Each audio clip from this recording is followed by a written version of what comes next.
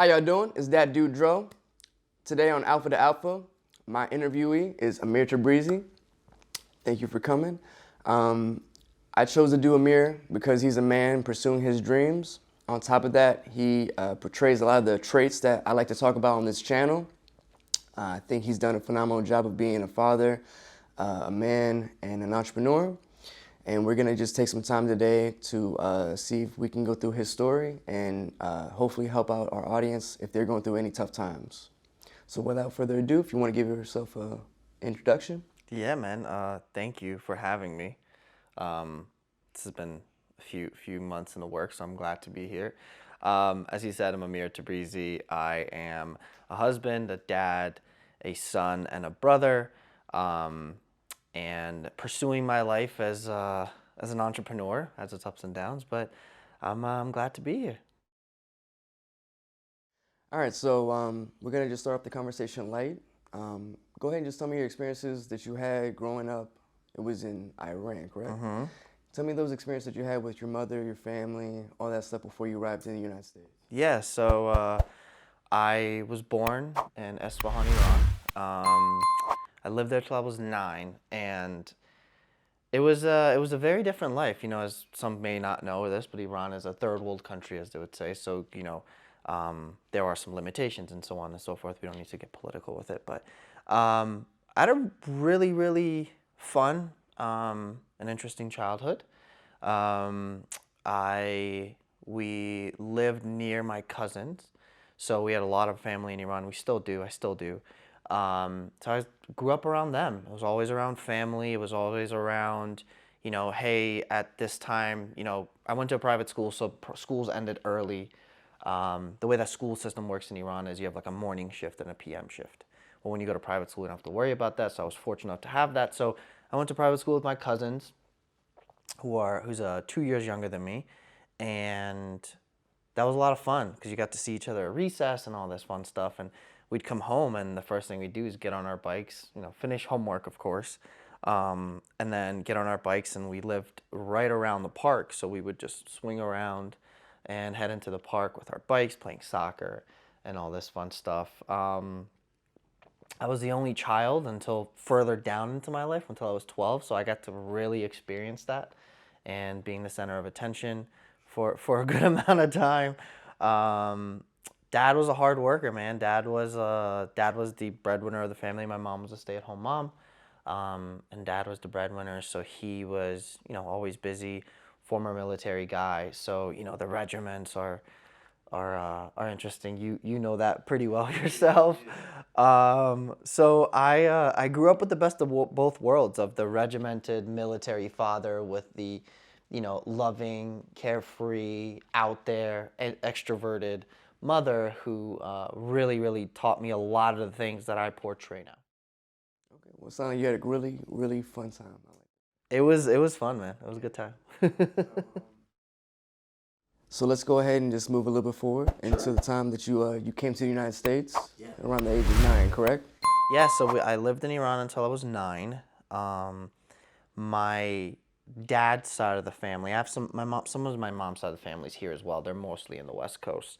I have cousins in Toronto, so I kind of have it split between everywhere. But my dad's side of the family, so my dad's sister, the older sister, my dad has two sisters. The older sister, and her family lived in Maryland. So my dad's goal was always to get us out of Iran, just because he wanted me to have, a better future with the limited possibilities that a country like Iran has with, certain things that they have. But so his goal was always to get me out, or get us out as a family, to bring us here to the U.S. to have a better life. So I left Iran when I was 9. Yeah, it was end of 4th grade, so I was 9, and then we came straight to Maryland. Yeah, man. It's like all over the place. Yeah. It was an interesting time. Left there, and then we came to the States. It was hard. I mean, my dad went through a lot with trying to get us here, because there's like many different ways you can do it, but I know he traveled to like Turkey and different places, and we even went to Dubai, and all these things that he had to do to get us here. But fast forward to X many years now, I'm thankful that I'm here. So would you say, right quickly, I guess, watching your dad doing all those things, did that affect you maybe either at that time? Because maybe you obviously took note of it. Yeah. Or do you feel like it maybe shifted your mentality maybe as a man as you grew up? I think if I think back to it, now, mind you, I didn't know, I guess, some of the things he had done for us to get here, right? So until further down, I was like probably like 16, 17, and even 18 when I kind of found out what he had actually done for us to come to the States. And so I think now, being a father, I think I definitely have appreciation of it because of, the sacrifices him and my mom made. I'm able to have the life that I have now, right? Like the things that I'm able to enjoy now. I also think his hard work to get us here gives me a pretty interesting and a loving affection towards this country with whatever's happening in it. I still think, my opinion of this country has definitely shifted because of what he went through and my appreciation for it. So yeah, I think in that sense for sure.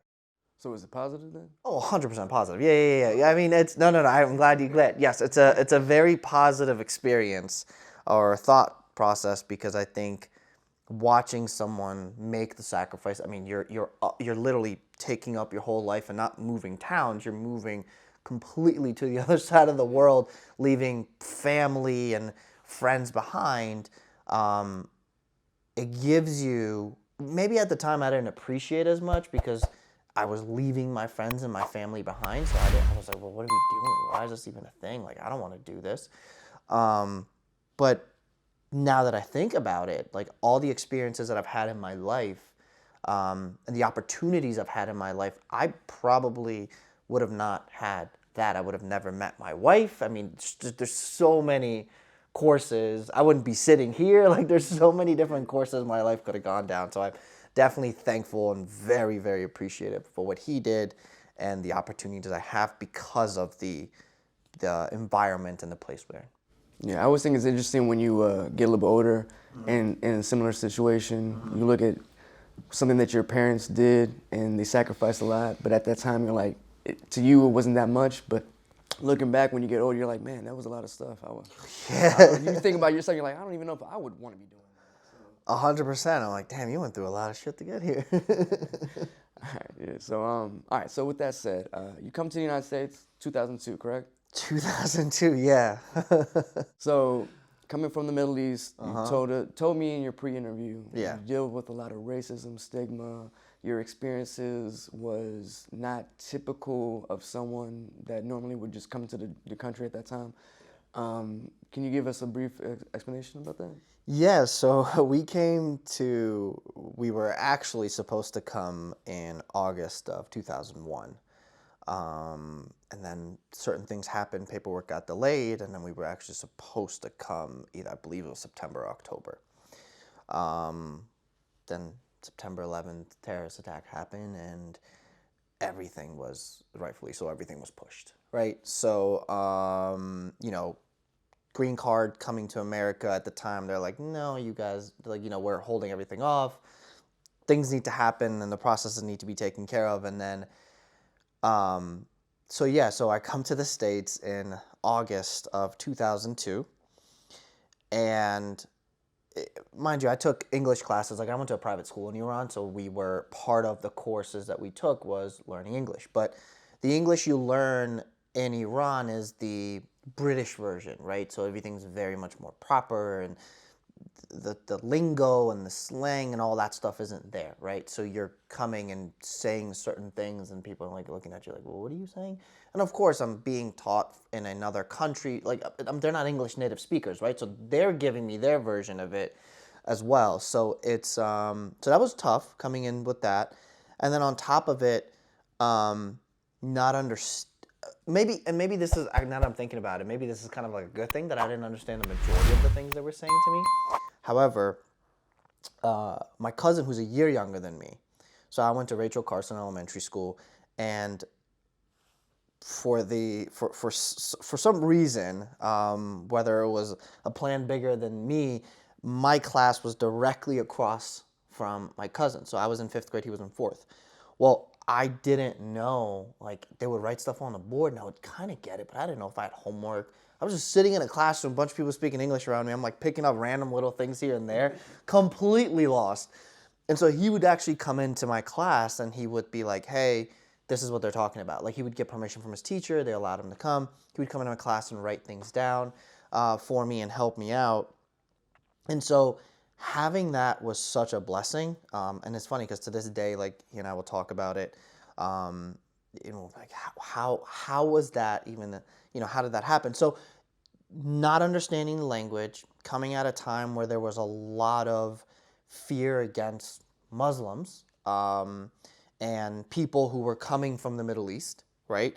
So that was the height of it. And it was tough because, my dad had this like mustache and beard and so on and so forth. And, at the time, anybody who looked like someone who could come from those places or the pictures of the hijackers or anything else, I didn't understand it fully. Like, I may have not understood exactly what they were saying, but you could hear you could see the fear in their eyes, and you can also feel the hate that they were giving you. And that continued, honestly, from that 5th grade into 6th and 7th. And every year I kept understanding more and more what they were saying to me. And I got through it with humor. I got through it by trying to find the humor in all of it. Not that it was a funny thing that would happen, but trying to kind of not take it so personally. Yeah. It's they don't know. They're hearing something. They don't know what who I am. They don't know me.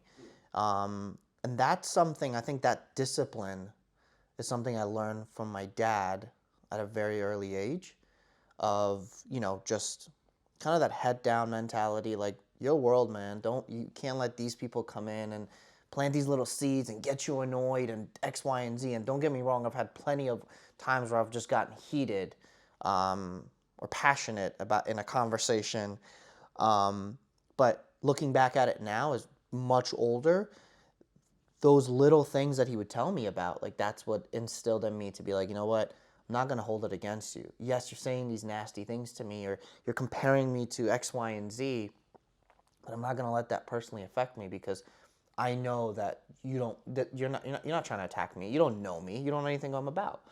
So that was definitely helpful. The comments honestly continued all the way through high school, right? I mean, people get to know you, and your friends, you start to make more friends. So then, they're not judging you. They know who you are. So that definitely made it easier. But it was tough. It was hard. It was something that I, when somebody says, well, someone's being racist against someone, or they're being prejudiced, or they're kind of just not being a human person against somebody else, it does strike a chord with me personally, because it's like I've been there and I know it. And, you hope that your kids don't have to deal with stuff like that. So, yeah, that was the upbringing from kind of when we moved in here around that time. That sounds like intense. My question at the time right now would be, you said that you used humor to get through it and all that stuff. Yeah. Let's say that hypothetically you couldn't find the humor. How would you, or even if you did, with including the humor, sure, how do you feel like that, how did you not allow those negative things to influence you into becoming a negative person? Because I feel like at that young age, mm-hmm, it's real easy to kind of feed into the negative energy. Yeah. And I always feel like the reasons why when I get upset, sometimes I have to take a step back and I always say, why am I really angry? Yeah. And I feel like if you can take a step back and say, I'm angry because I'm really just hurt at first, and then you acknowledge that the hurt and the pain leads to the anger, and you start doing things that you shouldn't be doing, like saying comments and stuff like that. Yeah. Like you said, like they're not really angry at you. Yeah. they're angry at the situation, but they don't know where to go with the actual emotions and anger, right? So they lash out at you because they're the closest thing. So I guess my question again is just, how did you not allow that to dictate your inside seed of your inner thoughts? Yeah. Um, there were a lot of moments where I was upset and I wanted to just, turn the anger into frustration, into like put them up, let's go at it type of attitude. So I've been playing. I'm not playing now. My knees cannot take it anymore. But I played soccer all my life. In many countries outside of the U.S., soccer, football is really like the thing, right? Like that's what majority of kids play. Whether it was in the streets, I mean, we had these like plastic balls and all this fun stuff. So that's where a lot of my frustration and anger went out into playing. I, played travel and played academy and all this fun stuff. So I learned from my dad that a lot of times, yes, those people are saying those things to you because they don't know you. They don't know who you are, what you're about. They don't know anything about you, right? They're lashing out, as you said, to someone who just remotely looks like someone who did something bad to them, right? So you just turn out to be the punching bag. Well, the punching bag has two options. It's either going to come back at you with its own fists, which a lot of times, I won't deny it, a lot of times as a 11, 12-year-old, I'm like, dude, let's just go at it. Like, you think of this about me? Well, let me give you a reason to actually fear me. And I had those conversations with my dad. My mom was more the feisty one in our household. So not that she would have encouraged me to go fight, but her response may have not been as do this or do kind of the other way of it. But I would have these conversations with my dad, that, hey, this is what's happening, and then he would say, okay, well let's go kick the ball around, and then so I would talk it out, or like tell him these things as I was kicking the ball with him, passing it, shooting it, whatever it was. So he kind of turned it. I didn't even know this was happening at the time, but like he turned that negative conversation into like, put your energy into this and not this. They're going to fuel you to do this, this, this. They want you to get this reaction out of you. You take that and then you put that reaction into something else. And so those opportunities that he gave me with, he could have just been like, well, go, he put me in teams that had these certain coaches because they were high level, that they would discipline you a certain way. I'm not the brightest kid when it came to education. I got by things. The whole D's get degrees thing was like, well, whatever, I'll get a D. I could schmoozed my way through school. So I think for me, it wasn't like, well, I was just going to hit the books hard or do this. I knew that my opportunity was through who I am. And if I let them change my character, then it just wasn't going to work. So that discipline way of playing on these sports teams really, really helped kind of alleviate that anger that I felt towards some of those people. I think it's interesting because I have a similar story like with my father, where I think having that structure of something, a stronger male figure saying, and he doesn't have to necessarily say, I hear what you're saying, you need to do X, Y, and Z, but at least now I can see from what you're saying, he showed you ways and avenues to not use your anger with just fists. Even though on this channel we'll fuck someone up, I don't give a fuck. But the point is that I did sometimes. I think the important thing is that, similar to like the conversations I had with my father, where is you have to realize that people are going to try to shake your tree and pull you out of your own character, but it's upon you and your own inner thoughts to say, you know what? This is not what I need to be doing, and I need to sidestep this and pivot and go somewhere else, right? Yeah. And I think that's something that's very important that you got to experience and allowed you to grow as a person. Yeah. So we're going to move along a little bit. So at 15, Your mother is diagnosed with stage 3 was it colorectal cancer, and they tell you that she has 12 to 24 months to live. Can you please tell me like where your mental space is and how you're feeling at that moment? You know, we just talked about you coming from the United States and you're doing. I mean, I know it's not Sure. A, B, and C, but you are dealing with all these emotions at this time. Can you explain that? Yeah. So at 15, I was told by my dad that my mom was diagnosed with stage 3 colorectal cancer. So cancer is in like 5 stages. I believe colorectal is in 5. Majority of them are. So stage 3 and above is usually, you don't have much time. It's already spreading in places that are detrimental to your life. So as a 15-year-old, you hear that. It really it really makes you think, right? It really puts you in a position of, because I was 15, what the fuck did I know, right? But I heard this thing that like, hey, your mom has cancer. Then you're told, hey, your mom may have 12 to 24 months. So I've just started high school. I have no idea, like, what does this even mean? So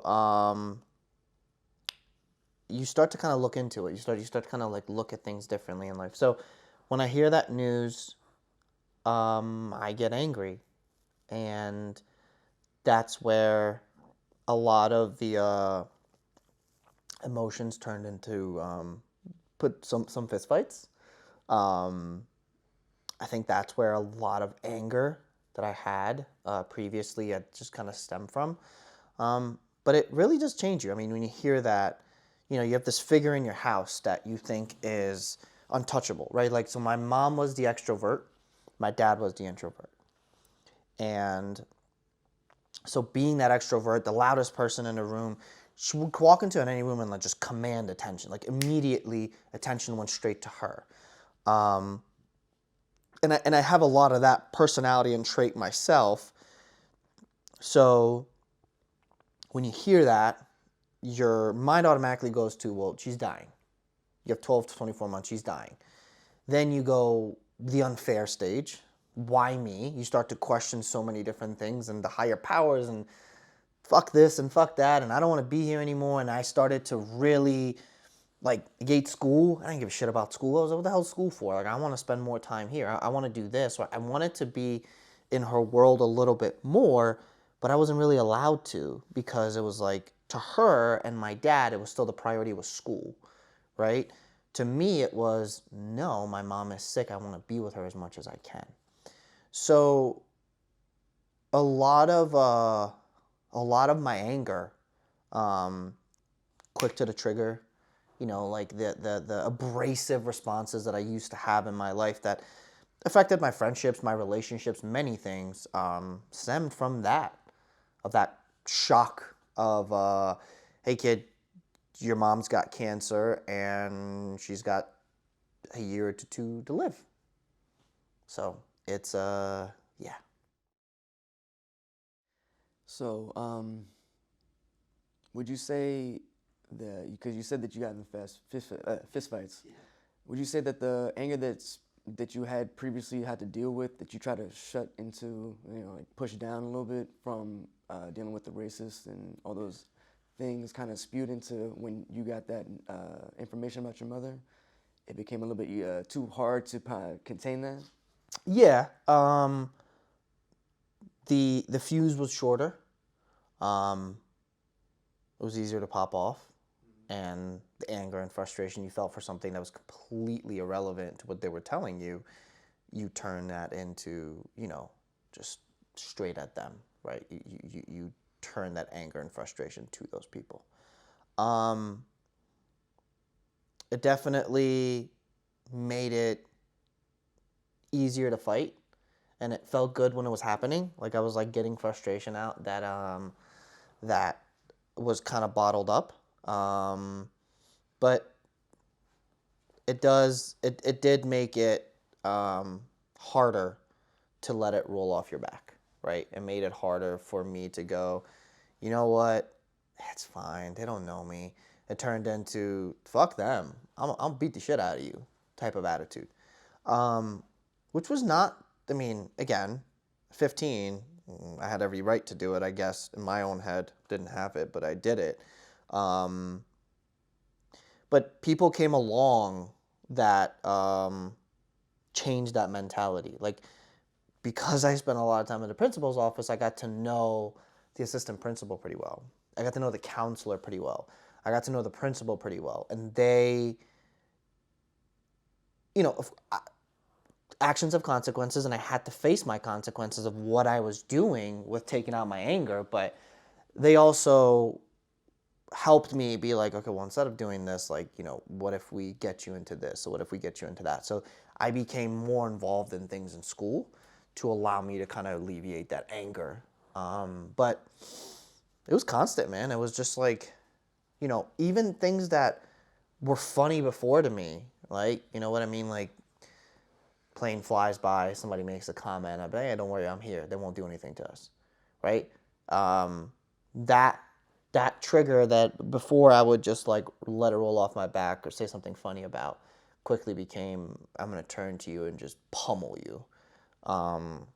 So yeah, that anger, that fuse became a lot shorter, and it was easier to just fight it out with others because I could get rid of my frustration and anger because I didn't know how else to do it. And that, yeah, fuse came shorter and fights became more often. You feel like looking back now, it allows you to keep your fuse on a lid in a sense? Does that make sense? Yeah, it does. No, it does. I think if I looking back at it now, with the experiences that I've had, which I know we'll talk about on top of that, I would probably say shit's not worth it. I probably would have just turned the other cheek and walked away. Would you feel like it's a quick fix over something that you're actually taking time to actually look with a microscope and say, hey, look, I'm feeling these feelings and I don't want to, you know, or either I want to acknowledge them or I don't want to acknowledge them, but it's leading me to go down the path of fighting all the time? It wasn't a quick fix. I ruined a good amount of relationships. But I was fortunate enough that those people knew me well enough to know that that's not who I was. So my moment of lashing out, whether it was like yelling, abrasiveness, like all that stuff, they knew that that wasn't me. So yes, I ruined those relationships at that time, but I was able to earn some of those relationships back. And honestly, some of the ones that I lost, I just, like, looking at it now, you know, as you get older, I was actually talking to a buddy of mine about this a couple weeks ago. You know, as you get older, that circle gets tighter, right? So like your people is not 30 anymore, it could be 5. And as you get married or have a child, your time becomes less and less and less. And like add being a business owner on top of that, you already are working with such limited time and energy that you're only going to spend whatever spare time you have on things that actually make a difference in your life or really mean something to you. So it was not a quick fix. It took me years, probably over 10 years, to gradually fix that. Some of it because I was in denial of it happening. I was like, no, that's just my voice. It's not your voice, dude. That's your decibels. Like you're just yelling. You're not a loud. I'm a loud person, but there's being a loud person and then being a jerk and an asshole and yelling and trying to belittle people because that just gives you instant gratification. Instantly, you're like, whatever, you know. So that took some time. That definitely took time, and a lot of people to help me, and a lot of events in my life that happened that kind of got me to the point of life is short, it's not worth it. All right. I like that you said that you had people in place. Not that like you put them in place, but they were in there already kind of guiding you along, which is, I think, is important. But that would bring me to the next thing you said over the next 10 years. In 2017, unfortunately, your mother passes away from the cancer. Um, do you feel like those 10 years you grew your relationship with your mother and that allowed you to kind of decrease the anger inside? Um, there was a huge life point, right? So like you hear that your mom has cancer. She's got 12 to 24 months to live. She ended up fighting it for 10 years. She actually went into remission, and then with a cancer at such a high stage, it tends to kind of spill around. So then it went from her colorectal to her lungs, which is it metastasizes that way. It's a known thing. Um, so when I was 17, 18, I was a senior in high school. I met my wife in high school. So this will tell you a little bit how I lived through high school. So a buddy of mine was in the ceramics class. Um, I wasn't in the class, but I wanted to go and hang out with him. So I would just, schmooze my way into the class. And then, my wife was in that class. And so I was like, oh, she's kind of cute. I'm going to start talking to her. Well, her first words to me were, do you ever shut up? You're so annoying. Because I just kept talking, I guess. That was just me, though. So I wasn't even in this class, but I would go there kind of like every day and so on and so forth. So we started to date. She was going off to college, and we started to date. I got to meet her dad, and her dad was he was a larger than life figure, not in the sense of how big he was. He was a big guy, but dude, he was such a gentle, kind, good guy, self-made. I mean, he had his own company as well, so I think that was my first introduction to somebody owning their own company. Very successful. Got to know him really well. I mean, even my birthday is in January, and I think one of the last birthdays I got to spend with him was he called me over. He's like, "I'm gonna make some steaks. Come on over." Went to their house. My wife was in college. He wasn't even there. I went to their house and hung out with my mother-in-law and him, and he had a heart attack and was rushed to the hospital, and then was diagnosed with leukemia. And then some months later, he was fighting it, and unfortunately, due to a medical error, he passed away. I watched my wife's family, my girlfriend at the time, my wife's family go through this abrupt loss of life. And when that happened, I think it made me really appreciate my time with my mom more. So I watched this larger than life figure that reminded me very much of my mom. He'd walk into a room, command attention. Loud guy, loving, caring, always talking to you, never making you feel uncomfortable, kind of similar sense of humor to me. And so you watch the deterioration of his life happen. And it was hard. It was genuinely, I'm watching, my girlfriend at the time go through this, trying to help her mom with certain things, taking care of certain things, watching this whole family go through this grieving process in front of me. It really made me look at my time with my mom that much more of I want to spend more time with her, right? So I was going off to college. I went to Penn State. That was a hard decision. I mean, my wife was at Penn State. My girlfriend was at Penn State. My wife and I both graduated from there, but she was there and I was going there, and it was hard because I was leaving my mom, but I also knew I had to go and grow up, and she encouraged me to do it. So that couple years was hard, being apart. But she was healthy at that time, so I wasn't worried about losing her, and she had already beat the timeline.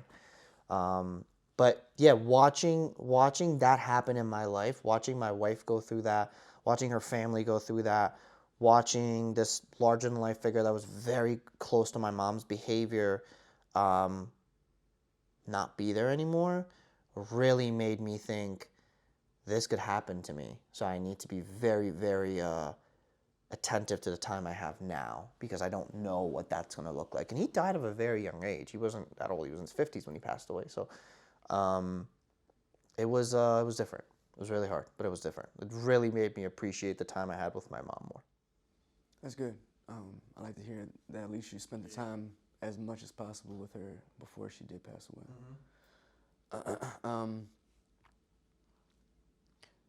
So you lose your mother.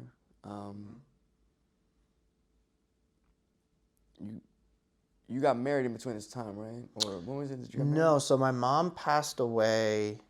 So I actually, after college, I ended up moving back, lived with my parents. I was working in DC, kind of commuting back and forth. Then, kind of, my wife and I then moved to DC, so still lived apart, but we still kind of kept going back and forth. And then, watching that, trying to watch as much time as I had with her, kind of just being attentive to it. She kind of kept getting sicker, like she went through remission, beat it passed to her lungs, and then she kept kind of getting sicker and sicker. So I gradually was watching her get sicker. Towards the end of the time, she was on oxygen. So my wife and I got married in October of 2018. My mom passed away in 2017. And we actually got engaged when she was still alive, so she did get to spend that time together. My wife and my mom had a great relationship. My mom loved her. And kind of seeing all that stuff was like really helpful, because you have these two very influential and loving figures of your life that mean the world to you, be such good friends and talk to each other and see each other and just kind of have that relationship. It was nice. It was really refreshing to see and nice to see. And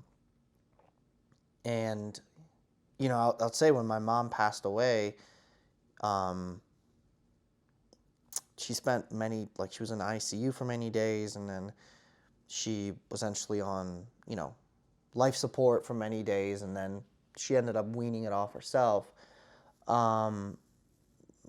kind of like slowed things down, and she passed away herself. It wasn't that, we were kind of keeping her alive, because that wasn't her wish. But between the time that my mom passed away to the time we got married, I can say that my relationship with my wife, I saw the selflessness of this person so much more, because in that initial phase when a parent passes away, you're so numb to everything around you. And I wasn't the most pleasant person to be around, for sure.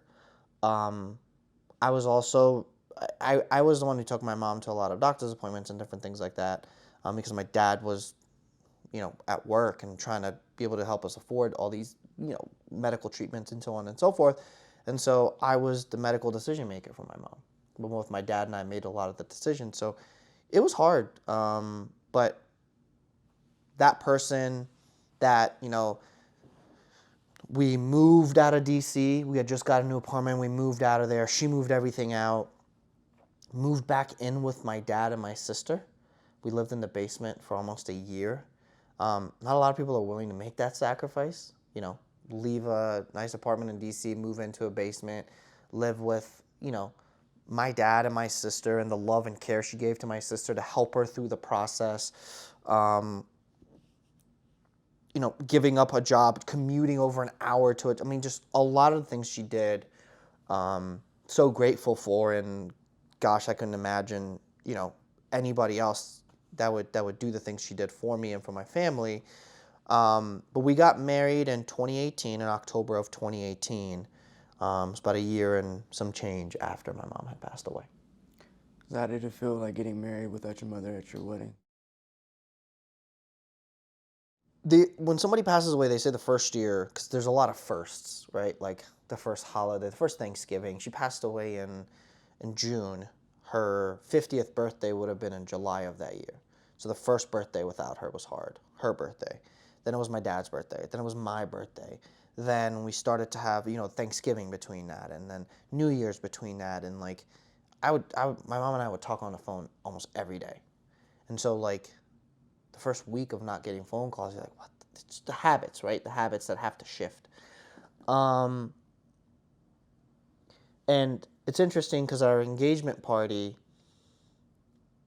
I think she knew that she wasn't going to make it to our wedding. So she treated that engagement party as if it was like the wedding, right? So like they went all out with food, venue, places, people. Like, my family from the West Coast flew in. And it was kind of looking back at it now, it was like she knew that she may not make it. So we're going to make the best of it. That part of knowing that made me happy and helped me smile, but not her being there and not my father-in-law being there. Those two figures missing were hard. And right before the wedding, it's interesting because up to the wedding, my wife did a lot of it because I was still grieving. Kind of with my just having lost my mom, but at the same time, I didn't want to give up the date that we had. I love the venue, I love the place and everything with it. And so I didn't want to do that, which she was just like, we can push it. Didn't want to do it. So we continued with the same timeline that we had. So my wife and my mother-in-law did a lot of it. My cousin, my aunt, like they really, really pitched in to really make it such a beautiful ceremony. And her not being there was hard. But I will tell you one thing that made it harder and happier at the same time. My mom's aunt, who lives out in Oregon, my mom's side of family still lives in Iran, and so she was just there. She had just left Iran to come to our wedding, and they all kind of came up with this poem that my aunt, said on behalf of my mom's family at our wedding. They couldn't come, but she said it behind up, and that brought a little bit of closure. But it was very apparent throughout the night and throughout the prep and throughout everything else that she wasn't there. They both weren't there, and so the firsts were always the worst. The first birthday, the first time, the first big events in your life, you miss them more, and time makes you move forward. People will tell you, like, you move on. You don't move on. You just move forward. There's no moving on from that. You just kind of move forward in your life and just accept the fact that they're just not there. You spoke about your father passing away. How long did far from the time that your mom passed away, after did your father pass away? My father-in-law was the one who passed away. So my father-in-law passed away, I want to say maybe 4 to 5 years before my mom did. So that was the timeline between it. Probably like 5 years in between. Did that affect you in a different kind of way than losing your mother? Oh, 100%. Oh, 1,000%. It was different. But I watched my mom get sicker. So the reality of her passing away was, it was in front of me, right?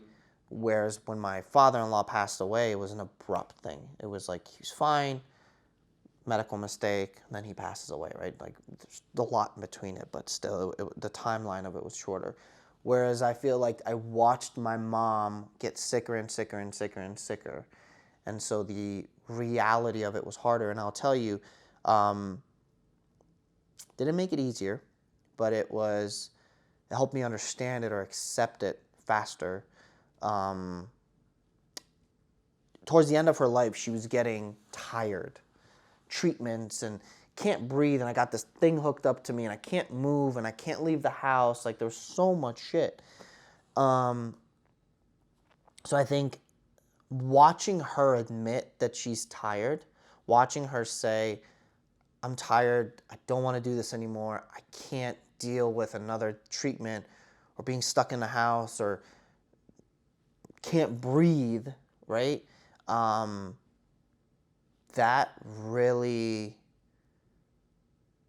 makes you selfless. That makes you really think to yourself, if I push for her to do X, Y, and Z, it's not fair to her.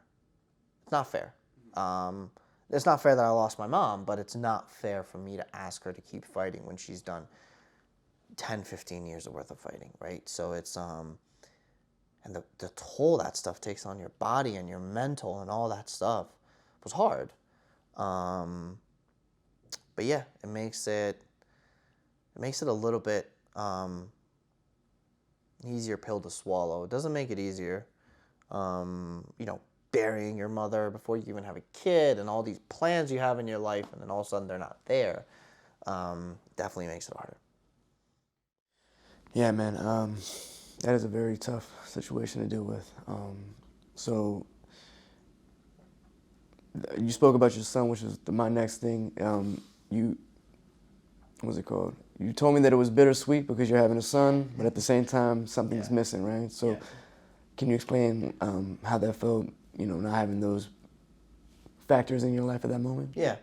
So my wife and I had our son in November of last year.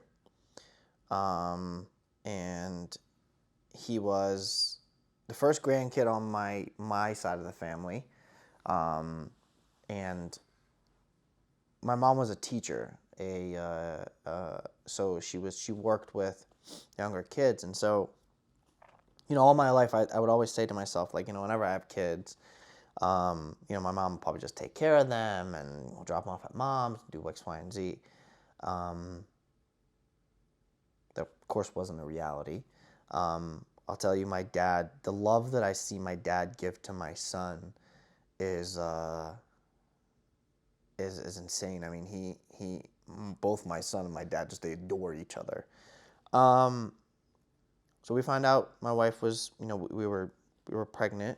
My wife was pregnant, and that was hard because all those things you had in your mind of my mom will be alive for this, my father-in-law will be alive for this. Immediately, this kid right off the bat will never get to know the love that my father-in-law and my mom would have gave him. All he will know from them is memories that we tell him, right?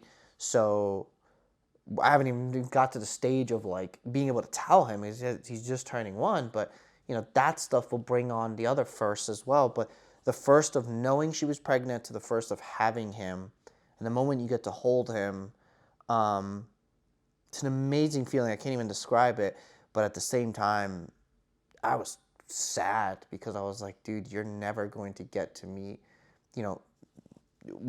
my son's middle name is Steve. So Remy is his first name, middle name Steve. And I looked at him and I was like, Remy, you'll never get to know the person we named you after and the love he had. We'll tell you about it. We'll show you videos and pictures and all this stuff, but you will never get to see it. Or you'll never get to experience the love that, my mom, your grandmother would have been able to give you, because they're not here, right? So that moment of my son being born and them not being there and us not being able to share that, and maybe it would have been easier if my mother-in-law and my dad were able to come into the room, but it was still on the back end of COVID, so it was just the two of us who were allowed to be in there. He was born 5.5 weeks early, so he gets rushed to the NICU, which is just this, like, you have the baby, he's gonna go.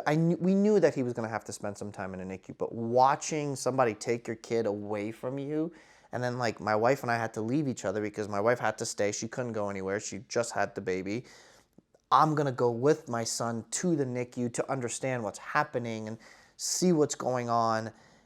And that moment of separation with all of these emotions happening was probably one of the most loneliest moments I've ever experienced, because there's my son in this thing that is being pushed to the NICU. I am behind these people. I don't have my partner with me. She's behind in the room, so I don't know how she's doing.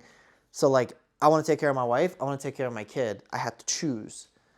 And so that moment of choosing her or him, I mean, I was going with him. That's not like that moment, that walk from the labor and delivery to the NICU, The elevator ride, the walk was probably one of the most lonely moments. And when you get there, there's like 10 nurses that come and they're putting hints on him and that on him and this and that. Like all of these things are happening. You're trying to slow down, but you're also trying to hear what they're telling you. It was such an insane and intense moment. And it was lonely because I didn't have the person who was always there with me through the loss of her dad, the loss of my mom, the moving, all these things. My partner wasn't there with me. So it was like, all right, dude, man up. This is it. This is it, dog. This is it. So there were definitely moments in between where I was like, would it have been easier knowing that my father-in-law and my mother-in-law were upstairs with my kid? With my wife, and that my dad and maybe my mom or whoever was with me going downstairs to the NICU. The lack of family sucked. That moment of like, there's this amazing thing happening in your life, but there's no family around you, was tough, man. It was a tough moment. Yeah, and then they grow up and they start to resemble a little bit of like, they look like this person, or they look like that person, or like I look at my son now and like he's got my father-in-law's like missing, like no lip at the bottom, tiny ass lip at the bottom, and like his nose and his mannerisms of like being loud and like clapping abrasiveness of like my dad, my father-in-law, my mom, and those little things that happen in your life in those moments really, really like register differently with you. Not being able to share moments with their side of the family also sucks. Like my father-in-law's side of the family, majority of them are in like Colorado, right? So of course my mother-in-law is local, my sister-in-law is local, and her family, and her kids and her husband, which love dearly and have been amazing through all of this process. My sister-in-law actually, like she, because he was so early, like he was 5.5 weeks early, so we didn't have anything packed. I wasn't even packed. I didn't have my go bag ready to go because I was lazy and like, I'll do it next week. Well, I was supposed to do it that day, but I didn't, so I kind of quickly packed, did all that stuff. But she brought this whole bag for us, like groceries, food, water, like all these things that you don't have in the hospital that you need to sustain for the 5 days you're there. So those little moments like meant so much, and it gave us the closure of family. So those were helpful, but that moment was lonely, it was happy, I was sad, I was about to cry because I was happy and sad, and there was just so many emotions happening that it throws you for a loop. Yeah, it seems like a bittersweet joy, right? 100%. When they show those Sour Patch Kids, like first were sweet and then sour, it was very much like sour as hell at the beginning because, oh my gosh, what am I going to do? And I'm missing these people, but then sweet when you look at him and hold him and you're like, I love this little thing and I got to take care of it for the rest of my life. But it was just a lot of emotions there for sure. Yeah, I can imagine it's probably just like going in all different directions. Yeah. So I guess my question at this moment would be, everything we've spoke upon, do you think that going forward you're going to put more emphasis on family going forward for your kids and building that, because how much you know through what you were missing in certain aspects of your life? Is that going to be something that you feel like would be important to you? Absolutely. One of the mentalities I kind of adopted when I saw my father-in-law pass away at an early age. Then I saw my mother pass away at an early age. She's 49 when she passed away, so very early age. Life's too short. Life's way too fucking short. I'm going to enjoy the moments. I'm going to enjoy as much as I can with my wife, with my dad, with my sister, with my cousin, with everybody that's around me, with my best friend, with my clients. I'm going to enjoy every fucking moment of it because I don't know what tomorrow brings. A lot of people say that shit, but failure to me became, it is what it is, right? There's a quote that says, if you're scared of failure or the results of failure, wait till you get the bill for regret. I don't want to live my life in regret, right? Like, I don't want that shit. I want me and my family, and I don't want to think 50 steps ahead. I want to think of now. I want to think of what is happening in my life now and how do I enjoy this moment. I'm thinking of when it comes to Thanksgiving, how do we enjoy these things in our little life, that we have with my kid, the first of everything that happened. I enjoy every moment more than I have probably leading up to losing my mom. I didn't have that mentality when I was young anyways, but I didn't have that mentality when my father-in-law passed. But when my mom passed, I quickly realized this shit ain't worth it. The stress isn't worth it. We're both business owners. There's stress every year. There's not a moment in my life where there's not stress, right? Like Every day. every fucking day. And everyone's like, oh, you own your own business, it's great. No, it's fucking not. Sometimes I think to myself, would a 9-to-5 be better? Of course I don't think I have the thoughts, but I don't act on those thoughts. But I look back and I look to myself and I think to myself, if my parents didn't leave Iran, none of this would have happened. Not that I'm saying if they wouldn't leave, my mom wouldn't have passed away, and I wouldn't have the life I have now. I couldn't enjoy the certain things I enjoy now. I would have never had Remy, right? Like, I would have never met my wife. I would have never had the chance to meet my father-in-law. I would have never had the chance to experience the things I experience now, or the mentality I have now, which is life is short. Don't think about this. Like, think about now. What can you do now? What's going to make you happy now?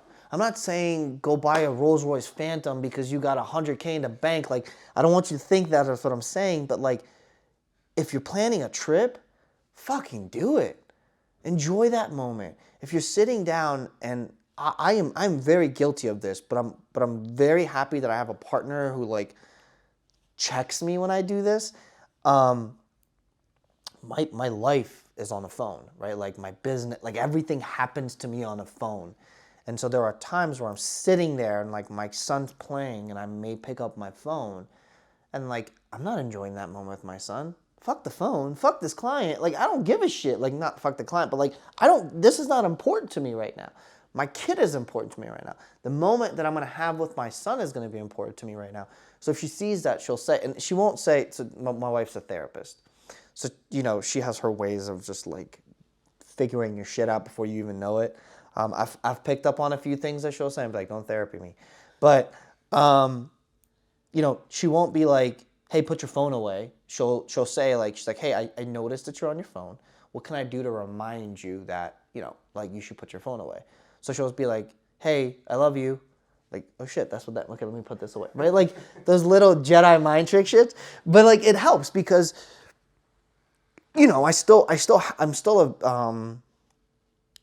there's a trait in me that's like, I'm still very like much abrasive, or like I can get quick to certain things. What the fuck do you mean? Seriously. And I'm not perfect. I have said some dumb shit like, what do you want me to do? I gotta do this. And then like, she's such an amazing partner that it's grounded to that extent of like, I respect her so much for, what she's done. I mean, it was interesting because I texted her to this today, and I'm like, thank you for everything you do. I mean, she runs our house. She takes care of our dog or our child. Like 90% of the things, the reason why 90% of our house is flowing the way it does and everyone's staying alive is because of her. I'm busy with some other things. She also is an entrepreneur herself, has her own practice, like all of this stuff. But fuck, man, that mom power is insane. So it has allowed me, all these experiences really, really allowed me to, one, enjoy the time that I have with my kid, to really love my wife the way that I want her to know that I love her. I grew up in a household where like there wasn't a lot of like a display of affection between my dad and my mom in front of me, right? So like I had to learn that. I had to learn that she just doesn't, it's not like she knows I love her. No, like say it, motherfucker. Like send her that text. If you're thinking about it, send her the fucking text. Like I thought about it this morning as I was waiting for you guys to come here. Like I was like, you know what? I really appreciate all that she's doing. I'm gonna send her a text. Like those little things in my life that shift me showing a lot of love to my son now and continuing to show that love to him. Like my dad didn't tell me he loved me until I was probably like 18 or 19. Right? So like I want my son to hear that from me, like I love you. I knew he loved me. Fuck, look what all he's done for me. Like to this day, like I know it's there. I always knew it was there. But you know, it was never brought up. It was a father and son relationship. We butted heads all the time. We argued all the time because I was a fucking stupid kid. I was like doing dumb shit. Took out the car without a license. Like all that dumb shit that I did. But like it was part of growing up. But you know, it is all of this to say it has helped me really to tell the people I love them, to be straight up with people. Don't shoot bullshit. I also have a very like short fuse now with like people that are just gonna waste my time. Like I have a group of friends that we've been friends since high school with. Fucking I love those guys. But like I have a smaller group that I could, you know, one of my really, really good friends, Vahid, you know, I could not talk to him for months and then pick up the phone and call him and it's like we just talked yesterday. Or like, you know, having a cousin, I had a younger sister, I didn't have a brother, but like my cousin Cash, who's a year younger than me, when I came to this country, like he was there, right? Like he showed me the way. Or like my older cousin, Yaz, like there's all these certain people, right, that have helped so much. Like at the moment, I didn't know how much they helped me or what they did for me. But like I remember being in the hospital when my mom was on a ventilator and I just needed to get the fuck away. Like I was tired of the noises and the smell and everything else. I'm like, I need to go take a shower. And like I wasn't in a mental place to drive. But like my cousin was like, yo, I got you. Sit in his car. We didn't talk. Like he just turned on music and we just drove. Or like it was a 20-minute ride. Didn't drive. And I was like, yo, I'm gonna go take a shower. He's like, I'll be here. He didn't come in the house. He stayed in his car the whole time. I went into my house, took a shower, like took probably an hour or two to myself. This man sat outside the whole time. And like just having people that have helped me through this process. My wife, I can't even begin to think but all this to say, it has helped me reach out to people and be like, dog, I fucking love you. You mean this much to me. I'll take a fucking bullet for you. Like, I love you enough to appreciate you now and not just say, we'll figure it out when we get older. I love you enough to like say, if we're having an argument, by the time we get off the phone or leave each other, I want to be good because it's not worth it. One of us could pull out of this fucking parking lot or leave this conversation and not be able to do it again, right? So it has really helped me love my family, want to be with my family more, love my friends, be with them more. And it really has helped me understand that if I want to enjoy these certain things, I really need to focus on what's important and not get sidetracked with the bullshit of everyday life that comes around. No, I fuck with everything you just said because I feel like that's the essence of everything this channel is about. Mm-hmm. I think, what's it called? We'll make a video later on about this, but the one thing that you said to me that I think is very important is that you can only control your emotions and, your smiles, essentially. Yeah. And on top of that, you have all these moving pieces that are in your life, and that's for everybody in their own life, right? And it's upon you as an individual to say, these are people that are worth cherishing and letting them know that I cherish them. These are people that I'm not worried about at all because they're not worried about me. And like I said, you're controlling the emotions and you're putting the time and the effort where it's supposed to be put in. Yeah. And I think those are very important choices that you need to make not you personally, but everyone in their life needs to be able to do in their lives at one point. Otherwise, you're just going to be a fucking piece of shit flowing through the wind. Yeah. You're going to land anywhere you can go. You know what I mean? 100%. So I totally appreciate your take and everything that you're saying in this interview so far. I think the biggest thing that I want the viewers to take from this is that, Amir, you take a lot of the things that have happened in your life, just like the other two previous people that I've interviewed. and you didn't allow that to shape your mental landscape for the future that you saw for yourself and the relationships that you have with other people. I'm very big into making sure that, you know, you enjoy every single second of your life. Like you said, it's not about going out and buying whatever for whatever reason and doing whatever because it makes you happy. But if you know that you work in a job that does not make you happy and you hate it and you have a whole bunch of things that are happening that make your life suck balls because of the fact that that's happening, then you need to do a an analysis and look at yourself and be like, yo, what am I doing that's wrong? And I think you've done a pretty good job of being that example of saying, you know what, these are avenues that I can take, but I choose not to take them because they lead me to, even though you didn't know what path they would take you, you knew that wasn't the path you needed to take, right? And you knew that in order to do where you wanted to go essentially in life, you had to do what I would consider the right thing, essentially. Being able to control your emotions, even though there were times that you let your emotions take the control of you, you still took a step back and said, you know what, this is not what I need to be doing, and I need to focus on loving my mother, loving my family, being with my son, being with my wife, telling them I appreciate my wife. All those things. These are things that a lot of people don't take the time to do, and I think that's the reason why I wanted to have this interview with you, along with the fact that you personify a lot of the things that I think are very important in this channel and as in our society. With all those things said, and we're gonna get to the point where now, as an entrepreneur, as a business owner, I want you to kind of give me an overview, kind of like taking a step back. How do you think everything that we've discussed so far in this interview has affected and molded the ability and your foresight while creating and doing your business? That's a good question. I wasn't a firm believer in two things until a lot of this stuff happened in my life. One, if anyone's going through anything, I would just say talk to your friends, talk to someone. You know, a lot of times in a time of bad, we think that we're alone. My mom's aunt, who lives out in Oregon, she really helped me understand. I used to call her and just like bitch and moan about certain things, and it was amazing because she would just hear me out and then say like, you know, just think about it this way, or think about it positively, or think about this, or think about that. So like, to her, that was one of my people of like, I'm down fucking bad, I need you. And I talked to her, and she an instant became like, instead of me calling my mom every day, I would call her all the time. And Manija was just this, and she also, my mom and her look very alike, so the comfort was always there, right?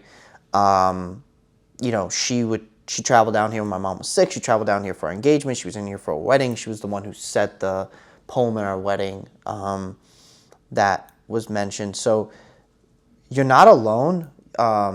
Grieving fucking sucks. You never move forward. You always move, you know, you never move on. You always move forward. Time does heal a lot of stuff. Time also allows you to understand who you are and shift the mentality you are. So I would really, really think about that. And of course, my wife, just everything she did for me and my family was just amazing. But to go to your question, looking back at all of the ways, and it's interesting because one of the first conversations you and I had was around knowing your self-value and your self-worth. As business owners and entrepreneurs, whenever you give a pricing to what you do, it's always like, hey, well, could you match this price, or could you give me a discount? And I tried to look at that as a bigger picture, and I think to myself, I am worth this. And if you want my expertise and my knowledge and my time and X, Y, and Z, this is what I'm worth. So either you can afford me or you can't. Simple. That comes in business. I think that comes in person, like in your personal life as well. I am worth this. So if my friend wants to waste my fucking time and waste the time they have with X, Y, and Z because they want to be hooked up on this shit or that shit or do all these dumb things that I don't agree with, I value my time. I'm gonna step away. That's the one thing you never get fucking back. You could lose $100 today, make 200 tomorrow. You could lose a shoe today, find another fucking shoe tomorrow. But if you lose the 24 hours you have now, you don't get that shit back. You don't get the time back. So I've learned through all of this fucking experience that the time that I have is the most valuable thing. Once this 24-hour shit's over, it's over. I can't go back. I just can't. There's no way I can go back. If I lose $100, I'll make $100 later. I'll figure it out. I'll fucking hustle if I have to, right? You know, if I lose my job, I'll go work Uber. If I do, you know what I mean? Like that you can always make certain things back. You cannot get time back. So the one thing I've learned specifically is the time I spend with my family, with my friends, in my business has a value. And if you don't see the value in me, we're not a good match. Simple as that. So I'm not chasing down the business. I've turned away more business than I probably should have. But it wasn't worth it because I knew that person didn't see me as value. That person saw me as just another person who's going to fill up this time. It's just another dollar that's going to come in. I'm going to go find somebody else who can value my time, that will pay me what I'm worth. Then I'll replace that dollar by 10, 20 folds. So time is the one factor that I've said to myself that I will not compromise on. And that's been the biggest difference for me in personal things and in business as well. I agree. I totally agree. I think to go one step above, you know, I value the time, like you said. I also value the relationships that are worth valuing, like, you know, with your mother, with your father, with the friends that you said that are, you know, worth your time, that are very close, that will go out of their way to make sure that you are taken care of the way that you would have wanted to take care of them. Absolutely. I think that's very important, and I think that's something that we strive on this channel to make sure that we emphasize that, you know, I always say that, you know, I want to be the top alpha, and I want to make sure that motherfuckers know that I'm alpha as fuck, but I don't need to walk around saying I'm alpha. But at the same time, I also know that there are a lot of moving pieces, just like I told Amir here, that have supported me and put me in place, and it's upon me to use my resources and my tools, just like you at home or wherever you're watching this, to be able to say, you know, what are the resources at my hand, at my disposal, and am I appreciating those resources and tools, and am I using them in the way that they need to be beneficial for both sides? Because value is not just the one-way street, right? Absolutely. So, it's not a one-way street. Not a lot of things in life are. So for sure, man, that's 100% it. I mean, I think that value, and I think a lot of things, like, you know, when we hear people be like, you know, you can be the alpha, you can be this, you can still be the top dog, but it doesn't mean you can't ask for help or like look at others around you and like be like, dude, you're better at this than me. How did you get here? Right? Like, just partnering up with people. Talk to each other, man. Like, there's enough business for everybody out there. There's enough business for everybody out there. But it's just find those people. Find that right person. Value that time, value that relationship. Ask the people around you, like, hey, man, what's the deal? Like, you can be alpha and still ask for help. You can be alpha and still look at your friends and say, dog, I need help. Please help me. Whether it's a grieving process, whether it's a bad day, whether it's X, Y, and Z. Unfortunately, we are so tied into this culture of not asking for help because we think people may judge us or people may say, like, fuck, we're weak as hell. It doesn't make you weak to ask for help. I learned that the hard way. I tried the whole bottle shit up, comes out the wrong way. Who knew? I could have been one punch away from doing something stupid that would have landed me in jail for the rest of my life. Or one wrong person that I would have punched that could have pulled out a knife or a gun or done something stupid to me that wouldn't allow me to have the life I have now. But I was smart enough to ask for help when I needed it and to look at it and say, a lot of tough motherfuckers I know in my day, in my life, have always asked for help. My dad is probably one of the toughest motherfuckers I know.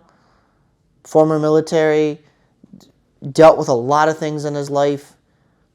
He asked for help. Hey, can you help me with this? Absolutely. So being that role model for me will allow me to show my son that asking for help does not make you a weak man. It just makes you a man that's asking at a time of need. And that is okay, and that's perfectly understandable. It doesn't make you weak, doesn't make you a pussy. It's okay. Like, it does not make you weak. And I think the stereotype that unfortunately we grew up around was, if a man should not cry, a man should not ask. Like, that's not it anymore, man. Like, you can ask for help if you got the right people around you. If you ask for help, they don't think you're weak. They actually look at you as a strong person that's come to them and admitted a struggling time in their life and is asking for help to help get through them. Yeah, I think it's having the correct support system and then asking that support system for help. Because sometimes I feel like you might ask someone, they might be like, whatever. Yeah, they might not be the right person. You shouldn't ask everybody for help. You should know. You can identify some people. I'm sure everybody can have identified some people that are like, hey, man, can you help me with this? Go ahead, tell the audience, take 30 seconds and tell them exactly what your business is and what you provide. That way we can at least not leave them in the dark. Because the next kind of questions I'm going to have to kind of ask might make them a little bit confused. So. Sure. So your branding is what makes you different than everybody else. And what we do is we make your brand our passion. Through digital marketing, we can help you get in front of your customers, whether it's a service or a product that you provide. The service and product, the need is there, right? So the need is there for people. But if you're not using the biggest and the most successful or the powerful search engine out there, you're leaving a lot of business on the table. So we use Google Marketing to make sure that you are in front of the user when they need it, at the moment they're asking for it, and the questions they're asking, you are the ones providing them the answer. So if you're looking to grow your business, feel free to give us a call. I work with Agency 270. And yes, 270 is the highway. I didn't get that creative with it. It's just, little giveaway for what's around us. How would you say being a man of pursuing your dreams and passion has allowed you to either strive or at least, thrive in your business?